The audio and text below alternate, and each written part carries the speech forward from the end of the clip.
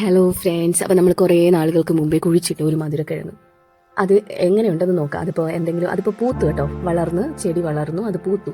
അപ്പോൾ നമുക്കത് എങ്ങനെയുണ്ടെന്ന് നോക്കുകയാണ്. അപ്പോൾ ഈ മധുരക്കിഴങ്ങിൻ്റെ കഥയെന്ന് പറഞ്ഞാൽ അത് വളരെ ഒരു വിപുലമായ ഒരു കഥയെന്ന് പറയാം. അപ്പോൾ ഒരു ദിവസം ഞങ്ങളുടെ വീട്ടിലൊരു കുഞ്ഞു നായ്ക്കുട്ടി ഉണ്ടായിരുന്നു. അപ്പോൾ അവന് ആഹാരം ഉണ്ടാക്കാൻ വേണ്ടിയിട്ട് മധുരക്കിഴങ്ങ് നല്ലതാണ് എന്ന് കേട്ടിട്ട് കടയിൽ പോയി പച്ചക്കറി വാങ്ങുന്ന കൂട്ടത്തിൽ ഒരു മധുരക്കിഴങ്ങ്, അവൻ കുഞ്ഞല്ലേ, അപ്പോൾ അവന് ഒരു മധുരക്കിഴങ്ങിൻ്റെ ആവശ്യമല്ലേ ഉള്ളൂ, ഒരാഴ്ചത്തേക്കൊക്കെ തരും, കുറച്ച് കിട്ടാൽ മതിയല്ലോ. അപ്പോൾ ഒരു മധുരക്കിഴങ്ങ് ചോദിച്ചപ്പം അമ്മമ്മ ചിരിച്ചുകൊണ്ട് ഒരു മധുരക്കിഴങ്ങ് ആ മക്കളെടുത്തോ എന്ന് പറഞ്ഞ് ഞങ്ങൾക്ക് ഇങ്ങനെ തന്നതാണ് കേട്ടോ, കാശൊന്നും വാങ്ങിയില്ല. അങ്ങനെ ഞങ്ങൾ കൊണ്ടുവന്നിട്ട് ഈ മധുരക്കിഴങ്ങിന് കുറച്ചെടുത്ത് അവന് ഫുഡ് ഉണ്ടാക്കിയിട്ട് ലാസ്റ്റത്തെ ആ കുറച്ച് ഭാഗം ഞങ്ങൾ എന്ത് ചെയ്തെന്നറിയോ, ഞങ്ങൾ ഇവിടെ കുറേ മീനുകളുണ്ട്, ഗപ്പിയും മറ്റുമൊക്കെ ഉണ്ട്. അപ്പോൾ അതിലാണെങ്കിൽ ഇങ്ങനെ താഴ്ത്തി വെച്ചിരുന്നു.